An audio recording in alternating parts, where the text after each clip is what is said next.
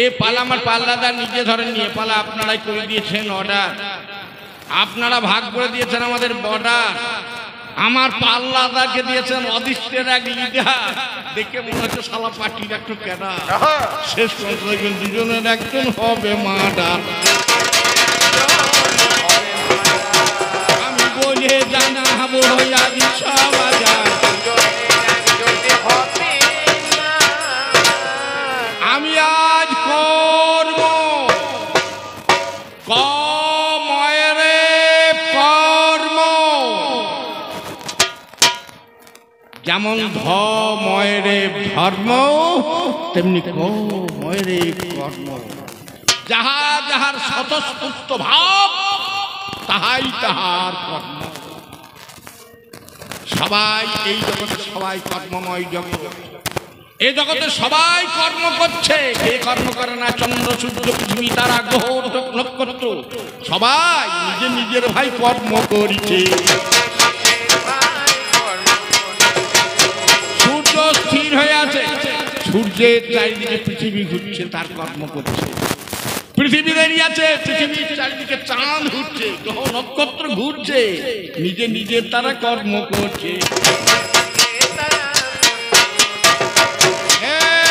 কর্ম পায়ের কর্ম হচ্ছে চলা, হাতের কর্ম কর্ম করা, চোখের ধর্ম দেখা, হৃৎপিণ্ডের ধর্ম স্পন্দন করা, দাঁতের ধর্ম চর্বণ করা, ফুসফুসের ধর্ম রক্ত সঞ্চালন করা।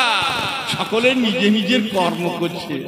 নিজে নিজের কর্ম যদি ছেড়ে দেয় তখন ডাক্তারবাবু ঘর নিয়ে যায়। ডাক্তারবাবু আমার কি হলো? ডাক্তারবাবু যে আর হবে না, সব এক এক করে কর্ম ছাড়তে লেগেছে, পা ঠান্ডা হয়েছে, ঘর নিয়ে যাও।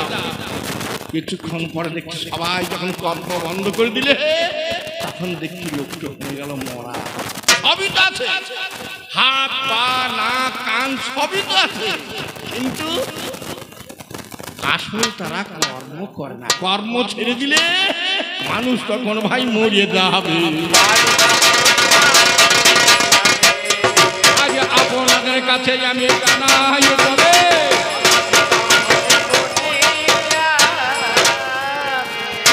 আপনারা জানেন গীতাতে কর্ম আছে তিনটে। কর্ম আছে তিনটে, একটা হচ্ছে প্রারব্ধ কর্ম, একটা আরব্ধ কর্ম, একটা চলমান কর্ম। একটা পূর্ব কর্ম, আর একটা ভবিষ্যৎ কর্ম, আর একটা যে কর্ম চলছে চলমান কর্ম।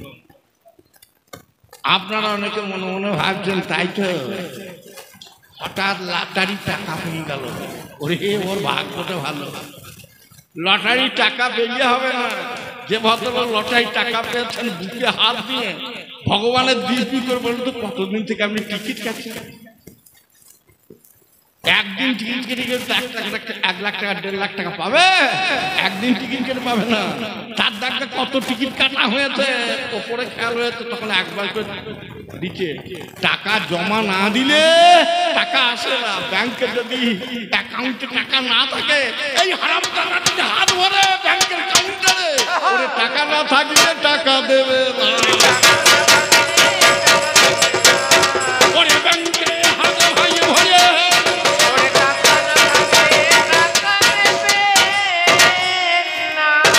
ব্যাংকে টাকা যদি না থাকে, আপনি যদি কাউন্টারে হাত দেন আমাকে টাকা দেন, টাকা দেবে। মাল জমা না থাকলে মাল আসে না। সে মাল জমা ভবিষ্যতের জমা, পূর্বজন্মের জমা, এখনকার জমা। কর্ম আছে তিনটি। আমার পাল্লাদার বলছে কি? বলছে কর্মের সংজ্ঞা কি? যাহা যাহা ধর্ম তাহাই তাহার কর্ম। কোনো কিছু করা, বলা, চলা, হাসা, খাওয়া দাওয়া, কোনো কিছু করার নামই হচ্ছে কর্ম। কর্ম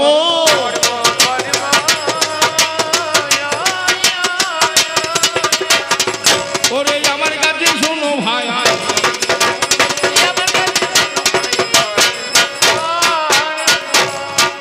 এইবার আমার পাল্লাদার বলতে বলতে গেল, ওরে কর্ম যদি বড় বটে কথা শুনে চইল, একটা প্রজামের ছেলে দিতে হবে। তাজা মেয়ে মানে যে মেয়েগুলো সন্তান হয়নি আর হবার আশাও নাই, সেই মেয়েটা যদি তুমি সন্তান দাও তাহলে জানবো তোমার কর্ম আছে। তারা তো কর্মের কিছু কিছু করে না, কর্ম তো তারা ঠিক করে, শুধু ছেলে কেন হয় না।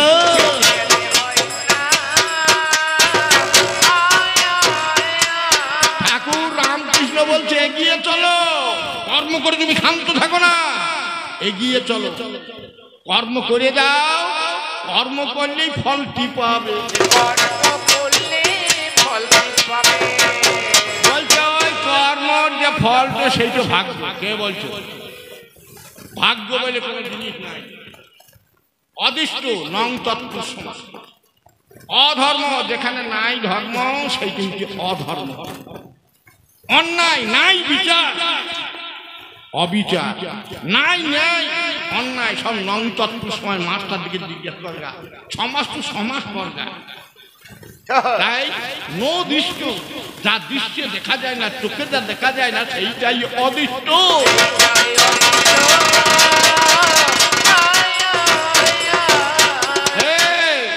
চোখে দেখা যায় না সেটা অদৃষ্ট, তা অদৃষ্ট আছে না নাই আমি কেমন করে বুঝবো?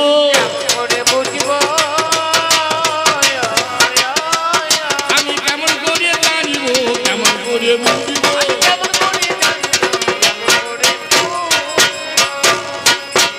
বলছে অর্জুন নিজের সকানে গীতা শুনছিল, শ্রীকৃষ্ণ গীতা বলে দেয় আর অর্জুন শোনে। সেই অর্জুন নরক স্বর্গে যেতে যেতে নরক বাস হয়েছিল, পাপ না থাকলে নরক বাস হয়? যুধিষ্ঠিরেরও পাপ ছিল, যুধিষ্ঠির মিথ্যা কথা বলেছিল। অশ্বত্থামা হতবাণী ইহা আমি সত্য জানি, ইতি গদ পড়ে গেল মনে। অশ্বত্থামা হতবাণী ইহা আমি সত্য জানি, এই মিথ্যা কথা বলে জন্য যুধিষ্ঠিরকে নরক বাস হতে হয়েছিল। আর অর্জুন কি বা অপরাধে করিল,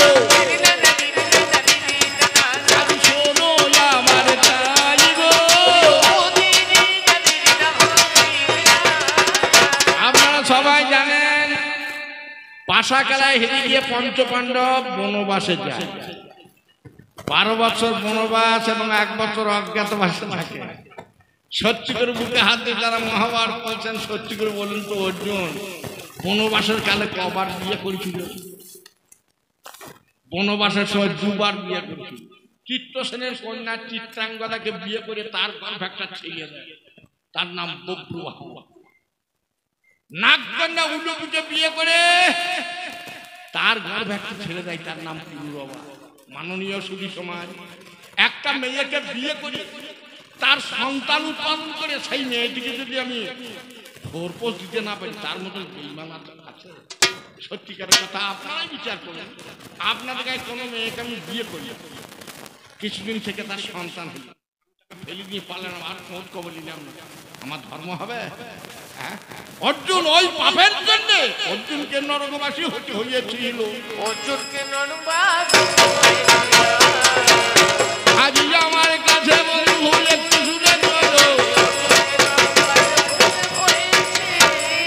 আপনারা জানেন কর্ম যদি ঠিক করা যায় কর্মফল ঠিক হবে, সেটা ভাগ্য নয়, কর্মের ফল। কর্মকে বাদ দিয়ে অদৃষ্ট কি করছো তুমি আমাকে বলো? যেখানে কর্ম কিছু করা নাই, বলো তুমি কি কাজ করছো কর্মকে বাদ দিয়ে?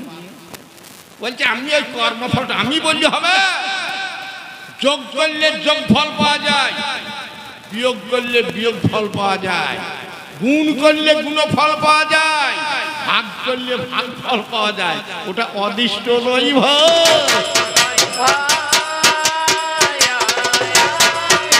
হ্যাঁ, তোমার ভাগ্য কেমন দেখবো? যোগ করতে গিয়ে যদি বিয়োগ ফল পাওয়া যায় জানবো তোমার ভাগ্য আছে, গুণ করতে গিয়ে যদি ভাগ ফল পাওয়া যায় তাহলে জানবো তোমার ভাগ্য আছে, তাহলে বুঝবো ভাগ্য আছে, নইলে ভাগ্য নাই ভাই।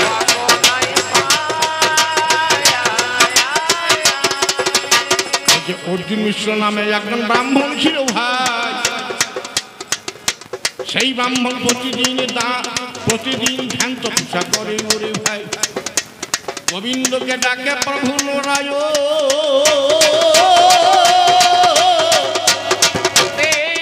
ওহে গোলক বিহারী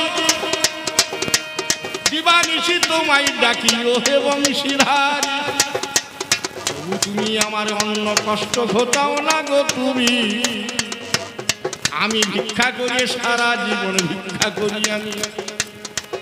যদি বলো গীতার মধ্যে লেখা আছে যোগক্ষেম বহম মহম, যে আমার যোগ সাধনা করে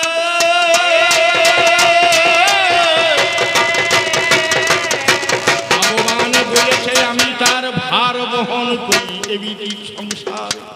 যে আমার যোগ তপস্যা করে, যে আমার প্রতি ভক্তি ভালোবাসা রাখে, আমি তার ভার গ্রহণ করি বিশ্ব দুনিয়ায়।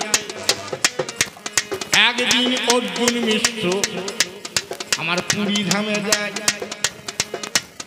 এক ব্রাহ্মণে বসে বসে ভাগবত পাঠ করে, আর অর্জুন মিশ্র শুনছে। ভাই আজ কর্ণ হয়ে অর্জুন মিশ্র শুনছে আর ভাগবত পাঠের ব্যাখ্যা করছে যোগক্ষেম বহম মহম। ভগবান গোবিন্দ বলছে আমাকে যে পুজো করে, আমার যে যোগ তপস্যা করে, ধ্যান ধারণা সমাধি করে, আমি তার ভার বহন করি। অর্জুন মিশ্র ভাবছে আমি তো ভগবানের পুজো করি, যোগ ধ্যান তপস্যা সবই করি, আমি ইন্দ্রকে জয় করেছি, রিপুবাস করেছি, তবু আমার অন্য কষ্ট, আমার ভাত তো কেউ গ্রহণ করে না। এই বলে একটা লাল কালি দিয়ে ওই শ্লোকটিকে কেটে দেয়। মাননীয় শুধু সময় দেখ, যেই কেটে দিয়েছে লাল কালি দিয়ে কেটে দেওয়া একটা কর্ম, ওই কর্মটা করেছিল বলেই দেখা পেয়েছিল জগন্নাথ। জগন্নাথের পাণ্ডারগণ তখন দেখছে জগন্নাথের বুক ফেটে রক্ত পড়ছে। বুক ফেটে রক্ত পড়ছে, কি ব্যাপার? জগন্নাথের বুকে কে বাড়ি মারল? পাণ্ডারগণ তখন দেখছে সেই ব্রাহ্মণ এসে বলছে কেউ বাড়ি মারে নাই গো, অর্জুন মিশ্র যোগক্ষেম বহম মহম শ্লোকটি কেটে দিয়েছে, আর স্বয়ং গোবিন্দের বুক দিয়ে রক্ত বেরোচ্ছে। বলছে তাই নাকি? অর্জুন মিশ্র অবাক। অর্জুন মিশ্র কাঁদতে কাঁদতে চলে গেল ঘরে। বউ বলছে হাগা দুটো ছোট ছেলে এসেছিল বাবু, একজন পরিষ্কার আর একজন কালো মতো। তার দুটো 5 বছরের ছেলে ভারে করে কত জিনিস দিয়ে গেল, খাবার জিনিস। অর্জুন মিশ্র অবাক। ছেলে দুটো বলছে আমরা আনছিলাম না, আমাদেরকে অর্জুন মিশ্র ওই ঠাকুর আমাদের বুকে বাড়ি মেরেছে, দেখো মা আমার বুক পেটে রক্ত পড়ছে। যেই বলেছে অর্জুন মিশ্রের মাথায়, অর্জুন মিশ্র তার বউকে বলছে ওরে ব্রাহ্মণ, আমি কারো গায়ে বাড়ি মারি নাই, কারো বুকে বাড়ি মারি নাই, আমি পরীক্ষা করার জন্য গীতার একটা শ্লোককে কেটে দিয়েছিলাম। গোবিন্দের বুক চিরে যে রক্ত বেরোবে আমি বুঝতে পারি, আজ সত্যি বুঝলাম ভগবান আছে। ওরে কর্ম করলে কর্ম ফল পাওয়া যায়, ওরে তাতে ভাগ্যের কোনো দরকার নাই।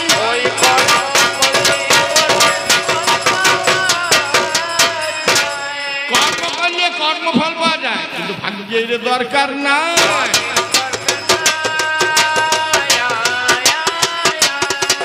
আমি তোমার দয়া জানাই, ভাগ্যের দরকার নাই।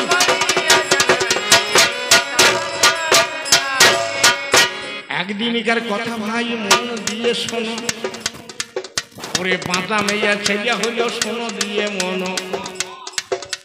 দশরথের ছেলে পিলে নাই, 3 রানীর গর্ভেতে ভাই। মনে দুঃখে দশরথ একদিন আমার মৃগয়াতে যায়, হঠাৎ তার কানে একটা শব্দ চলে এলো, সরজু নদীতে হরিণে জল খেতে না নিল। ওরে বুক বুক করে শব্দ উঠে, অমনি তখন শব্দ ভেটি বান মেরিয়ে দিল, কিন্তু সেটাই ওরে হরিণ নয়, কথা শুনে চল। অন্ধ আর অন্ধ তিনি স্বামী স্ত্রী ছিল, অন্ধ পিতা অন্ধ মাতা কথা শুনে চল। তাদের এক সিন্ধু নামে বলে। মা বলছে জল নিয়ে যাই বাবা, চেষ্টা মেটাই চলে। মা বলছে বাবা সিন্ধু ভারে করে নিয়ে যাচ্ছে। মা বাবা হাঁটতে পারে না, অন্ধ, মাও অন্ধ কিনি আর বাবাও অন্ধ। হঠাৎ বলছে বাবা সিন্ধু তো কি মা? বলছে একটু জল খা বাবা, খুব তৃষ্ণা লেগেছে। সেই কলসি হাতে করে সরজু নদী বেরিয়ে গেল। আমার কলসিখানা নদীর জলে যখন ডুবালো, ওরে বুক বুক করে শব্দ উঠে দশরথ শুনতে পেল কানে। হরিণ বলে মারল ওরে শব্দ ভেদি বানে। রাজা ওরে ছুটে যখন হরিণ ধরতে যায়, দেখে হরিণ নয় সিন্ধু মুনি মরে গেছে হয়। সিন্ধুকে কোলে করে নিয়ে রাজা কাঁদতে কাঁদতে অন্ধ মুনির কাছে গেল। অন্ধ কিনি বলছি বাবা সিন্ধু তুই এত দেরি করলি কেন বাবা? আমার যে তৃষ্ণায় জল ফেটে গেল। দশরথ কান ছাড়ে বলছে মাগো সিন্ধু সিন্ধু করো মা, তোমার সিন্ধু